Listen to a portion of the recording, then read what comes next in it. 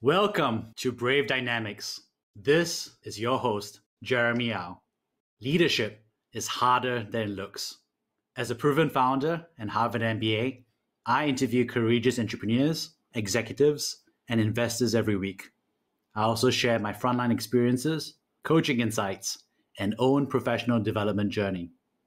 If you're stepping up as a new leader, founding a startup, or venturing into the great unknown, this is the podcast for you. Frederic Darso is a LinkedIn top voice and has written 100 startup profiles for Forbes.com.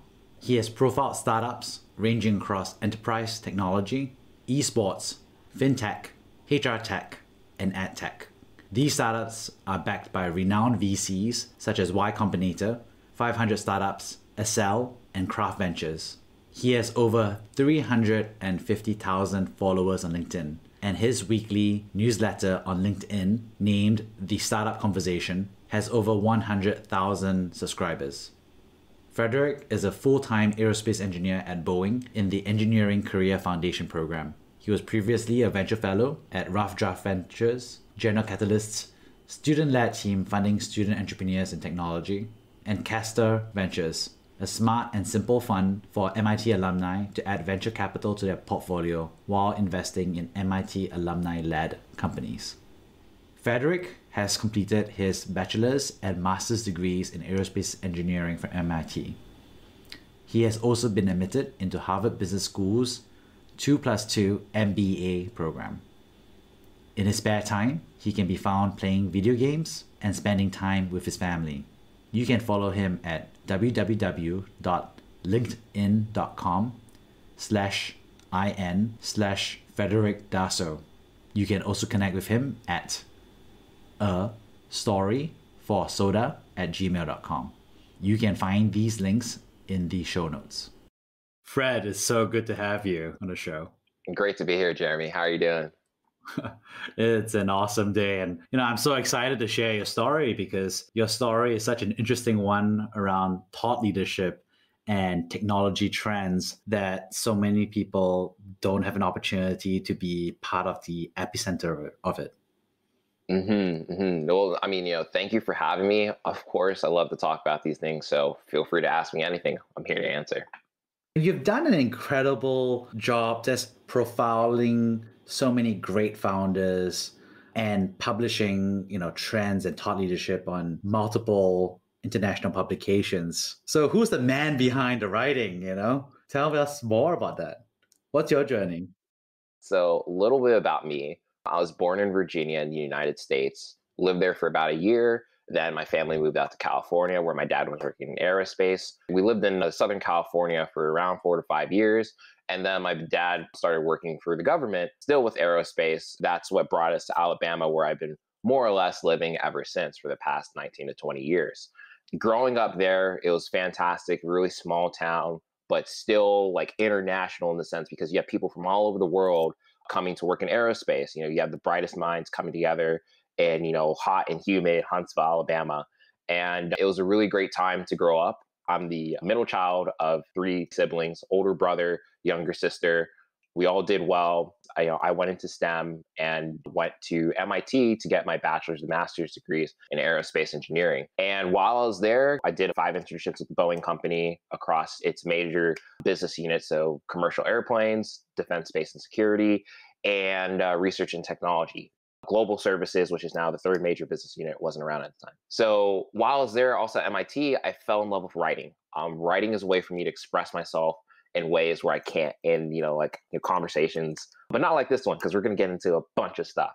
Yeah, it was just a really great way to express myself. And going from writing about my time at MIT as an undergrad and grad student to writing on LinkedIn as a campus editor and talking about tech and education, I was able to use my voice and the things I cared about to get an opportunity to write for Forbes, where I'm now a contributor there covering early stage technology companies. I've written over 100 stories. I published my 100th one this month. It was a great story. And more importantly, it's been just a fantastic experience opening my eyes up to the world of tech and venture in general and talking with founders, people my age, such as yourself, who are going off, taking a risk, making great technologies to make a positive difference in the world. It's been fantastic, and I'm glad to share my story on here and get more into, the guy who writes all these stories. Thanks for sharing the story of the author. How did you personally get started in thought leadership? It was not like a direct journey. It was more a byproduct of just continuously posting content on LinkedIn. So if you're looking for like a chronological origin, I would say around like 2016, as like LinkedIn really started to take off for me. My articles were getting a lot more visibility. I started transitioning into daily posts where I would talk about anything in tech, or at least the topics that I cared about. And I would just provide a hot take. Like I look at an article, gather an opinion, and then post it on there. And some were well received and some weren't. Some were controversial, and we can get into that later. But I realized that, I was becoming a thought leader in the sense, and again, this isn't something that I went after with a conscious intent. It was just a byproduct. You start to build an audience of people who are waiting to hear what you have to say at a certain time during the day, right? And you have people engaging, you have people agreeing, disagreeing, providing more context, providing more nuance, and you're starting to build a community. If you're a successful thought leader, you're one who has a community around the things that you're trying to talk about. I think that's a byproduct of good writing, good communication, really at the most base level of a distinct and differentiated mind. So true. What were one of your early articles that really kind of kicked things off for you?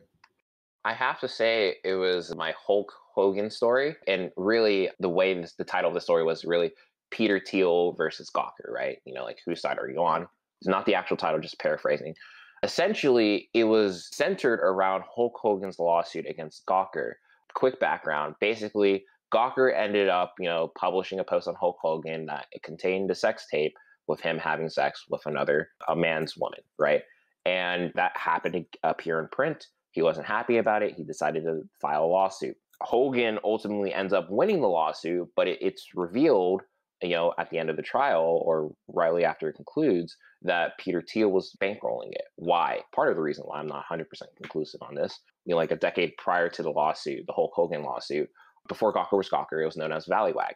And the publication put out an article on Peter Thiel. He's a prominent person, fair game, right? But they outed him as being gay in this particular article.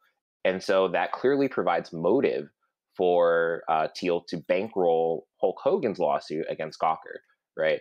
And so people were afraid that, wow, this is creating like a legal precedent for people as wealthy as Thiel to now be able to silence the free press. I said, no, that's not what's happening. It's just, the courts are going through their normal due process for the individuals involved. And it just so happens that a wealthy individual is backing, a slightly less wealthy individual. It had the effect of Gawker going bankrupt. That doesn't mean that every case, where a wealthy individual versus the free press is losing. And I think people were being hysterical about it. I got a lot of backlash, a lot of controversy because journalists, in some sense, didn't agree with my opinion, or people who were a fan of the press didn't agree with my opinion. And that's fine. It didn't devolve into anything serious or life-threatening. It was just the sense that, like, I really struck a nerve here because I'm talking about things in a different way that people didn't consider. And so, I mean, I had people agreeing with me as well. But the point here is that my view expanded the discussion instead of reinforcing the already popular narratives that Thiel's either a bad guy or he's a hero versus, or Gawker's the bad guy or they're the hero.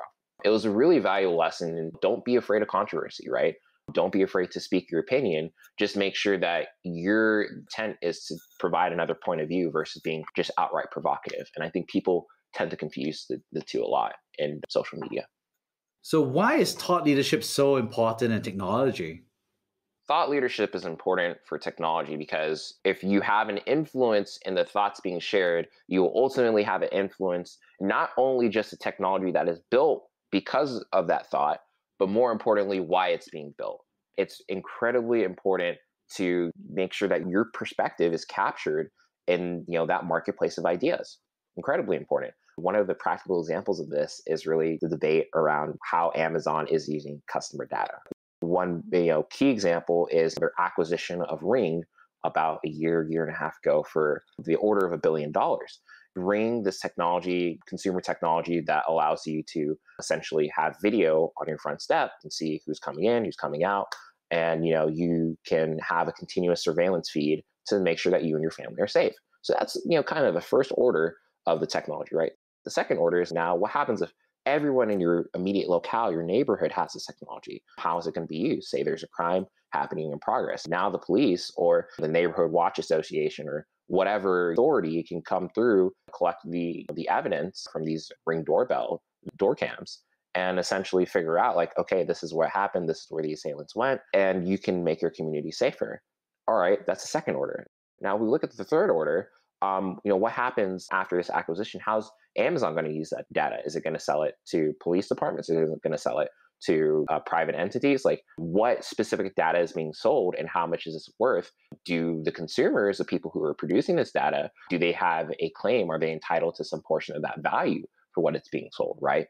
And it's important that you, if you're wanting to be a thought leader in this space, come up with a different perspective. So when these technologies are, inevitably built by some entrepreneur, your vision may or may not, or hopefully may influence them to build technologies that are better for the general populace as a whole. That's so true.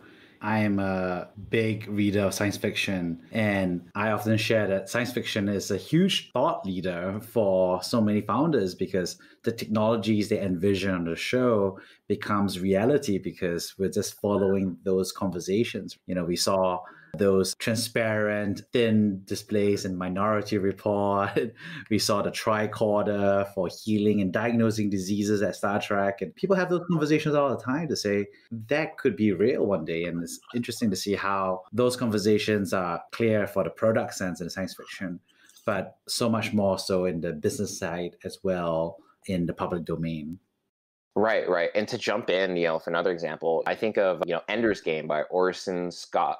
And he essentially predicts or comes up with like a very early manifestation of the internet where all these people are distributed online in remote areas, but they're all communicating with one another. That's essentially the modern internet today. I forget what he terms it, but it's essentially what we have as a modern internet today.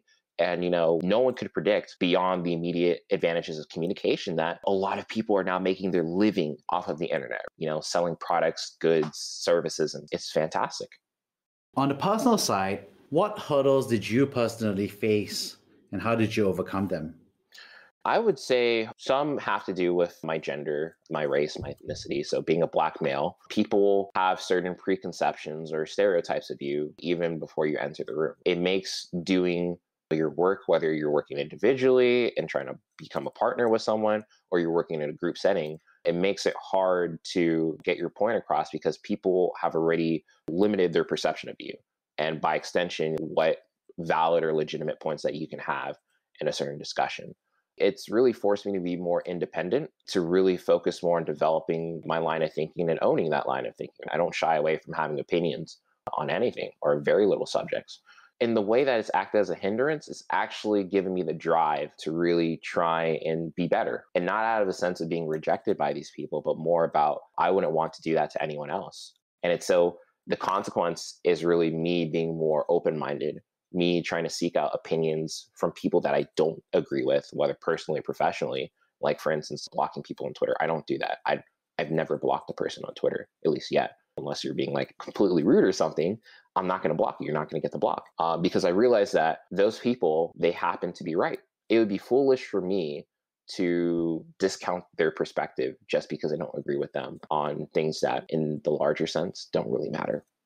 How do you feel that adversity has fueled your drive as a thought leader and in your professional achievements? As a thought leader in my professional achievements, adversity has really been a healthy source of wanting to do more, wanting to accomplish more, right? I mean, part of it is people say you can't, and then you go out and prove them wrong. But it's not necessarily about proving people wrong. It's about proving yourself right. It's about you having an idea, you having a vision, you having a reality, a dream, and then turning that into reality. That's more satisfying than what any other person says about what I can or cannot do, because that's just a consequence of the dearth of their imagination. If I didn't face these challenges, I don't think I would be as successful as I am professionally. And there's like this really good quote by an ancient Roman poet, I think his name's Horace, where he essentially says, your talents essentially would go undiscovered unless for adversity naturally bring them out. That's a paraphrase. That's not the exact quote. I live by that quote. I am a testament to that quote. And I'm thankful for the challenges that I've had to face because they've made me not just a better professional, but a better human being. So good to hear, your personal journey here. Who are your role models in real life? Yeah, my real role models have to start with the family. My mom, dad, brother, and sister. They've really encouraged me every step of the way. They've never told me that there's something that I can't accomplish or something I can't do. That's my unfair advantage. A huge part of the reason why I've been so successful is because I always had that constant source of unconditional support and love. Without that, I wouldn't have gone nearly as far as I have at this age today. Moving beyond my family, going to the professional side of things, the engineers I've worked with, especially the senior ones, they've taught me how to conduct myself professionally, how to communicate my points across, and really just taught me how to get along with people in the workplace. Because there's going to be some people that you'll never see eye to eye with. But at the end of the day, as long as you can set aside your differences and say, we got to get this job done. And if you're able to do that, you're all good to go. And the third group of people, man, it would have to be my closest friends from MIT. Shout out to, Tamba, shout out to Andrew, shout out to Zach, shout out to Faraz. You four guys, and so many others, but really these four guys throughout undergrad and really through grad school, they helped me get through some tough times. The late night conversations over, dinner and drinks, and then followed up by late night sessions of Call of Duty Black Ops 4 helped a fella get through writing the thesis, doing research late at night, 2, 3 a.m. Those conversations, we all refer to those times as the golden times because we knew that this is just a unique period in our lives where we're all going to be together. We're all just living and just having a good time. And I miss those days. Sure, I make more money now, like actually being employed in the workforce. But when I was making roughly a third of what I make in grad school, I was having just as great of a time, if not greater in some sense, because we were all together. So never discount the value of friendship because it'll be there when other seemingly material things in life won't be there. That's amazing. What support or resources are available for others considering a journey similar to yours? Yeah. Oh, man. So just by nature of the journey that I'm taking, there's not a lot of formal institutional resources. So you can reach me at astoryforsoda@gmail.com.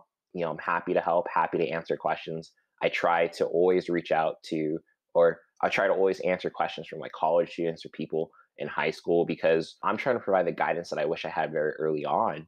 Would I have been more successful? I don't know, but that's not the point, right? It's just if you have a dream and you don't see it manifesting in like a traditional career path, don't be afraid to go and take it, right? Just by the nature of you trying to do something differently means that the institutions that you would hopefully rely on aren't there. And the ones that currently exist, they may not neatly fit into what you're trying to do. So you have to be intelligent about how you use them, how you take risks and such like that. So there's that from the institutional point. If you're fortunate enough to attend a 4-year university within the United States, try and get involved in your tech, your venture, your entrepreneurial clubs, right?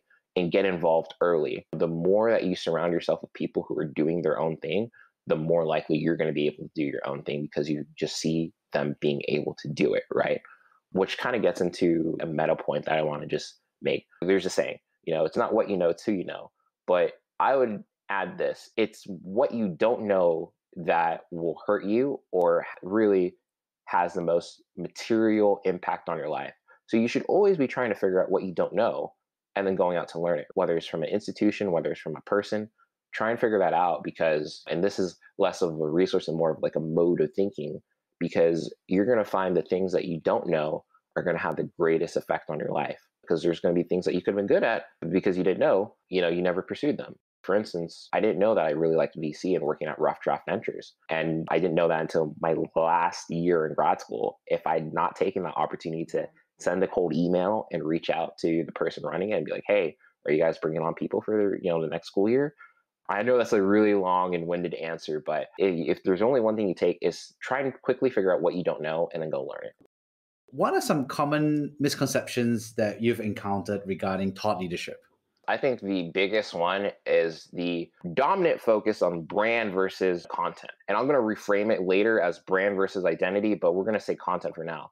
A lot of thought leaders, from what I notice, are so focused on how they're being perceived by their audience rather than what their audience is taking away from their content. It's more or less that they all just sound the same because they're all trying to be captivating. They're all trying to be alluring, have charisma and stuff like that. That's the complete opposite of how I approach it. I approach it from a content perspective, or really now to reframe it as a matter of identity. I focus on, whatever I create, it should reflect my identity. It should reflect who I am. If it's personal and if it's professional, it should reflect what I think, because that's what people engage with. They engage with what you're thinking rather than the artifice that is your brand.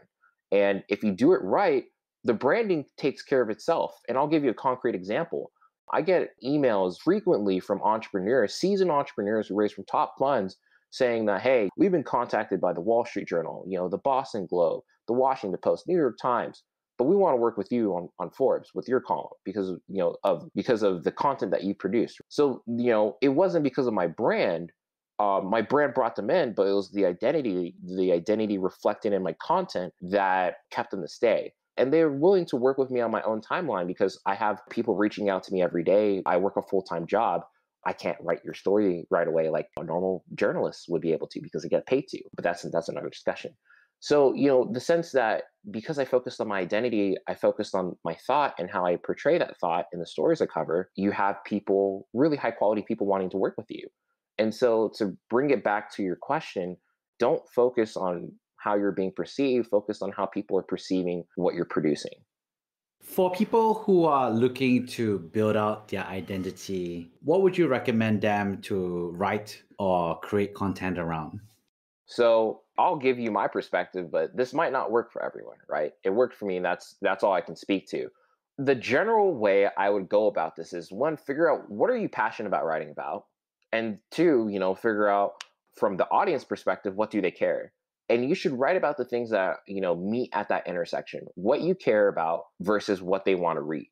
For me, when I was starting out on LinkedIn, I was just kind of spitballing. I was just trying to see what would stick. I wrote on plenty of different topics. I started talking about my internships, at Boeing. I thought people would like to hear that. They didn't really care for it. I started talking about tech. I started talking about what's going on at Facebook, what's going on at Twitter, YouTube, Instagram. I started to get some response. Started talking about what it's like being a student at MIT, what it's like being able to pursue a 4-year degree. People were interested in that. So I realized those are the things I like talking about, and those are the things are interested in. Let me just go all in on that. And it worked out really well. So you have to find the intersection between what you like to talk about and what people like to listen to. And if that intersection exists, double down on it. And then start to talk about the things at that intersection that are not talked about. I think that's the one way that you stand out and you become a thought leader, not because that's the end goal. That's a byproduct, right? A lot of people confuse thought leadership as being the end goal versus a byproduct of someone who thinks. I love that. That's a great summary of that. And I'm definitely going to crib that for future conversations. So I'm just kind of curious, who are the thought leaders that inspire you? Thought leaders that inspire me. Oh man, that's a good question. So I'm going to make an assumption and we'll keep this to a professional lens here. I mean, he's more than a thought leader, but I would say Barack Obama, the way that he approaches topics and the way that he breaks down things into parables or lessons and the way that he's able to communicate is incredibly attractive to me. And I think that's him as an orator is the thing I value about him the most. So I would say that. I think in terms of tech, that's a tough one because everyone has a take in tech nowadays. I would say Harry Stebbings, all right? Yesterday, a TechCrunch article came out on him raising his own formal fund, micro VC fund, 20 VC. This guy started out in England, right? Interviewing VCs, getting the big guest guy Kawasaki on, Apple evangelist. And from there, he's able to build up a network in the US. I mean, look, dude's not even on the same continent. And now he's able to, raise a formal fund and invest alongside of some of the best funds ever to do it. Sequoia, Founders Fund, Excel, etc. Right? It's incredible, to be honest with you. He has such a unique and diverse perspective on VC that not a lot of people get, at least from Twitter, right? So he brings something new to the conversation. And I think that's really the end consequence of someone like him, right? Not him in particular, but if you're trying to do something new, you're going to be able to unlock a lot of really cool opportunities that wouldn't have existed in the first place had you gone down a traditional path. So there's that. So yeah, I mean, he's definitely one of the people I pay attention to. And for sticking with tech, Mike Moritz, Sequoia Capital, his work at Time and leading to Sequoia was, I kind of see a parallel in my own writing for Forbes and, becoming a VC at one point. I think the journalism, the VC route is really underrated. It's more common now, but I think the people who do it have a really unique perspective on tech that a lot of people from more traditional pathways in the VC. So we're talking management consulting, investment banking, product management, right? At a top tech firm, or, you're a founder yourself. They have a distinct perspective that I like to pay attention to. What is it about a journalist perspective that has that overlap and enrichment of the VC approach? I think journalism does, or the journalist perspective, to use your words, does a great job of capturing context that, from a tech perspective doesn't seem relevant, but really, really, grounds the technology, grounds the founders in the ecosystem that they're trying to change. I think that's important because you can start to capture a sense of like, why is this technology going to take off versus, or why this founder is going to succeed versus other founders who are doing the same thing, who are in the same space, but may not be doing the same, exact thing, why they succeed versus the others. So I think in that perspective, journalists bring something different to the game than someone who came from an investment bank or someone who came from a top tier management consultancy firm. How do you process the information every day or every week? Is it Twitter? Do you wake up and check your email? Is it an RSS feed? What does that look like? A lot of it starts with email, but that's just really catching up on emails that I should have responded to maybe a couple of days ago or weeks ago. To get more into your question, man, I just read. LinkedIn's a huge thing for me because I've been using it for so long. And so my feed is kind of knows what I like to see. And so I'm reading the latest tech content there from the major publications, independent journalists like Ben Thompson. And those two things, email, LinkedIn feed, and then of course, Twitter. I've been using Twitter a lot more. Not that I should, because I think, and I guess this will be my controversial take, I don't think the opinions are, the opinions I see on Twitter are high quality enough for me to pay attention to. And I'm sure I'm in the minority of that with a lot of people who are able to build their thought leadership through Twitter. It doesn't work for me. I'm generally not a fan of the platform, but I do realize that there are some certain things to pay attention to. And so that's why I use it. If we could flash forward 100 years and someone was to Google Fred Dasso, what would you like them to be on the front page of Google or whatever replaces Google by then? This is going to be counterintuitive, but I would hope I'm known more for my personal works. And I'm not talking a traditional philanthropy. I'm thinking more on an individual level, not as a part of an institution or a formal NGO organization, but more for my personal character rather than the things I've accomplished. And I've accomplished a lot and I'm very proud of it, but I don't think accomplishment, or rather achievement, is really the end all be all of things, right? I mean, I'd love to be known as a great engineer, a great writer, a great VC all at one point. And those things are important because the things I like to do, whether they're professional, personally, I like to do well. But I think it says a lot about a person if they're known for their character most of all. And there's very few people who are known for their character before their achievements. So I think that's the mark of a true human being. And it kind of gets to an underlying topic of achievement versus exploration, but I'll leave that little seed there if you want to ask questions or pursue it later on. I have to ask now, tell me more. What does it mean? Yeah, achievement versus exploration. This is, we'll just say a concept I've been kind of thinking for a good amount of time now. So I'm American, so I'm talking from an American-centric point of view. Achievement is the end-all, be-all of our society, right? How fast can you rise within a certain hierarchy, right? Whether it's in school, college, your organization, your corporation, the Rotary Club, the places that you volunteer at to try and get some more of that prestige, that status.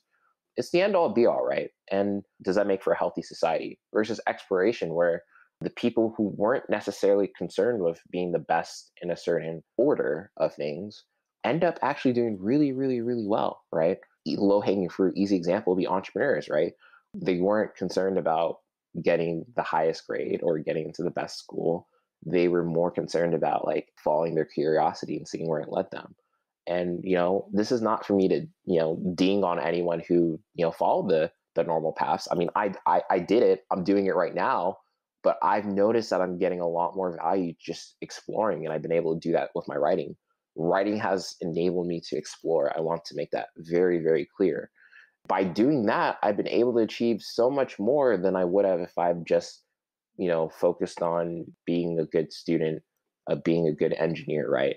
Writing has enabled me to be even a better engineer, a better student, because I can think a lot better. Writing has improved my ability to think, and that wouldn't have happened if I didn't explore the habit of writing.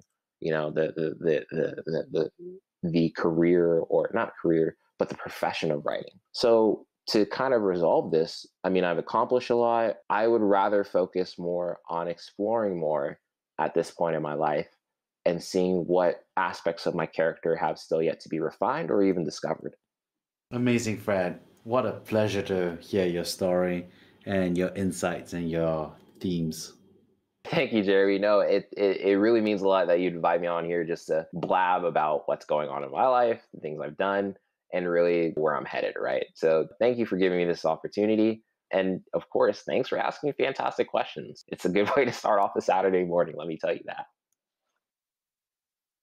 Awesome. We'll see you around.